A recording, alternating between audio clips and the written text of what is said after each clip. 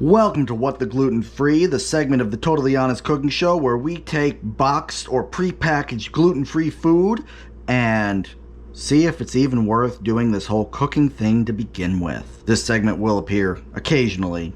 Let me know what you think in the comments below. Anyway, today we are comparing King Arthur Baking Company's gluten-free ultimate fudge brownie mix to a recipe that I found on Gluten Free on a Shoestring. We're going to start by following the instructions on the back of this box and doing this. We've preheated the oven to 325 degrees, so we're going to start with our eggs.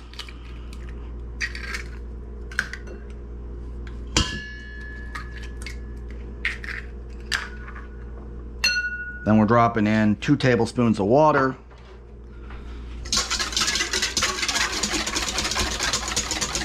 Incorporating. Then we're going to stir in our butter.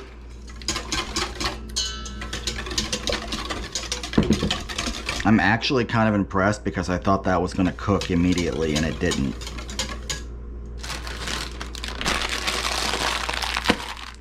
Then we're going to stir in our mix. Then we're going to whisk that. Okay, that's not going to work. Clearly that's not going to whisk. That's better.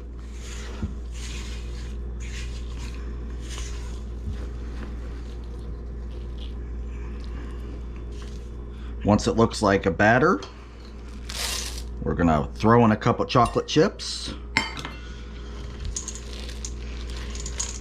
This is because the box says that it's optional and the other recipe calls for them. So that way we have, similar product at the end. Then we're just gonna load up our baking pan, yeah, that's the word. And now we're baking it for 35 minutes. Okay, let's try the more complicated version. We're going to go ahead and melt 9 tablespoons of butter over medium heat. Okay, once that's melted, we're going to add 1 1/4 cup of sugar.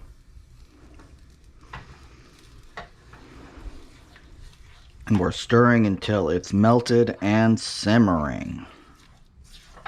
Okay, it started to bubble, so I'm going to cut the heat. Now, the recipe says that you can either let this cool normally, or you can take it and plop it in a bowl of cold water. So that's what I'm doing. Now, you don't want the butter to re-solidify. The sugar did kind of flash crystallize there. But I can touch it and I don't die, so that's good. Next, we're going to break 2 eggs. 2 eggs in a bowl. Whisk. Add a teaspoon of vanilla. Whisk some more. Now we're going to go ahead and slowly whisk in the sugar butter mixture. Obviously, you can do this using a hand mixer or using a standing mixer. I did this with a standing mixer last week. Now we're going to add the cocoa powder. Now it says use a hand mixer for this. You can use a spatula. And we are using a cup of cocoa powder, or close enough. Don't skimp. If you skimp, it won't work. Okay. I'll be honest with you, I thought it was going to get all ridiculous immediately, and it didn't.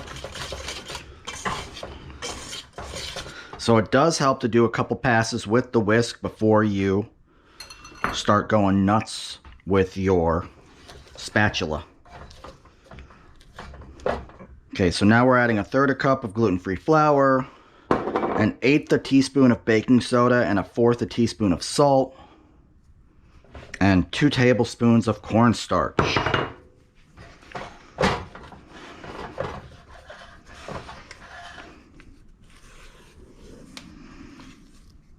Okay, once that's incorporated, I'm going to go ahead and add my 1 cup of chocolate chips.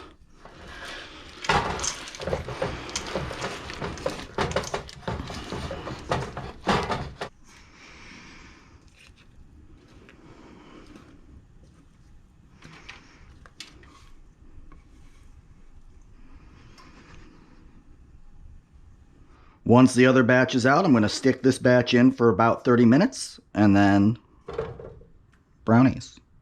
So far this took about 15 minutes compared to the 5 minutes of the other batch. Literally seconds later, my timer went off. Pulling these out. They've puffed up nicely. Okay, the toothpick came out clean enough, so I'm swapping these out. Again, we preheated the oven to 325 degrees. And I'll see you in about half an hour. A short time later, and after some cooling, we're ready to test them.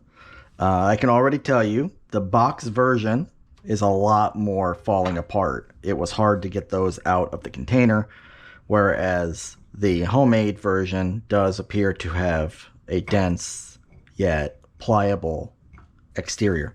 So let's see what's going on here, right? Got myself a glass of water to cleanse my palate in between, and let's go ahead and try the box kind first. I don't know if I undercooked these or what. That's a brownie. Little more cake-like than I'd prefer, but definitely a brownie. That's not bad for 5 minutes worth of work. Cleanse my palate and try the other one.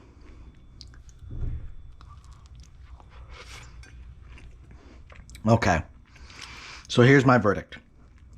This is the better one. Now, it required a lot more ingredients, a lot more work. I mean, relatively, 3 times the time. This, it's got the elements of brownie, and it kind of gets there. But when you compare it to this has a lot more body and a lot more density of flavors. It's more complex. So if you have the effort and the ability, I guess we're here to ask and answer one simple question. Is it worth baking from scratch for brownies? Or should you just buy the box and be done with it? The box is valid, but it's absolutely worth it to make the top recipe on Google. Why not? So, what the gluten-free brownies? Yeah, make your own. Okay, thank you for joining me for this segment. Next week, we're back to regular Totally Honest Cooking Show. Let me know what you think in the comments below. Like, subscribe, click the little bell, and I'll see you next Wednesday. Bye.